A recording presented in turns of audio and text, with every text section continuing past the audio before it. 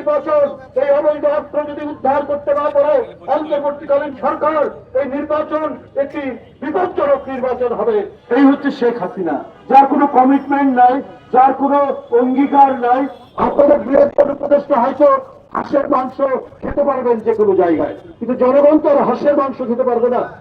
জোর করে সাক্ষী দিয়ে শেখ হাসিনার হিংসা চরিতার্থ করার যে প্রচেষ্টা, সেই প্রচেষ্টা যে সরকার যে রাষ্ট্র করতে পারে, সেই রাষ্ট্রে কোন মানুষের নিরাপত্তা থাকতে পারে না, কোন মানুষ নিরাপদে জীবনযাপন করতে পারে না। বিচার বিভাগ, আইন, পুলিশ সবকিছু শেখ হাসিনার নিয়ন্ত্রণে রেখে তিনি 16 বছর রাজত্ব করেছেন। এই রাজত্ব ছিল হিংসার রাজত্ব, প্রতিহিংসার রাজত্ব, রক্ত পান করার রাজত্ব। সেইটারই পুনরাবৃত্তি যদি আপনারা না চান, তাহলে সবাইকে কমপক্ষে কয়েকটা মিনিমাম আন্ডারস্ট্যান্ডিং এর মধ্যে আসতে হবে, এসে কাজ করতে হবে।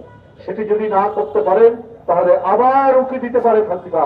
এই হচ্ছে শেখ হাসিনা, যার কোনো কমিটমেন্ট নাই, যার কোনো অঙ্গীকার নাই, যে রাজনীতিকে মনে করে একটা প্রতারণা। অন্তর্বর্তীকালীন সরকার একটা নিরপেক্ষ সরকার, সেই সরকারের কাছে মানুষের অনেক দাবি দেওয়া, মানুষের অনেক প্রত্যাশা যে আমরা শান্তিতে থাকবো, শক্তিতে থাকবো। মানুষের শেষ আশ্রয় হচ্ছে আদালত, সেই আদালতে আমরা ন্যায় বিচার পাবো, এটাই তো মানুষ কামনা করে। মানুষ মনে করে যে সরকারের আন্তরিকতার অভাব আছে, তা নয়। আজকে আর্থিক ক্ষেত্রে মুদ্রাস্ফীতি অনেক কমে এসছে, জিনিসপত্রের দাম একেবারে না কমলেও মোটামুটি সেটি আর পাচ্ছে না, কিন্তু কর্মসংস্থান তো হচ্ছে না। একের পর এক মিল কলকারখানা বন্ধ হয়ে যাচ্ছে, এবং যদি কর্মসংস্থান না থাকে তাহলে দুর্ভিক্ষের আলামত তৈরি হয়। আপনাদের বৃহত্তর উপদেষ্টা হয়তো হাঁসের মাংস খেতে পারবেন যে কোনো জায়গায়, কিন্তু জনগণ তো আর হাঁসের মাংস খেতে পারবে না। মিল কলকারখানা যেন বন্ধ না হয়, মানুষের ক্ষুধা যেন না বাড়ে, মানুষের ক্ষুধার সাথে রাজনীতি করা যাবে না। সরকার এগুলো দরকার হলে টেক আপ করবে, দরকার হলে নিলামে বিক্রি করে দিবে, অথবা প্রশাসক দিয়ে চালাবে, কিন্তু কর্মসংস্থান যেন ঠিক থাকে সেই প্রচেষ্টা সরকারকে নিতে হবে।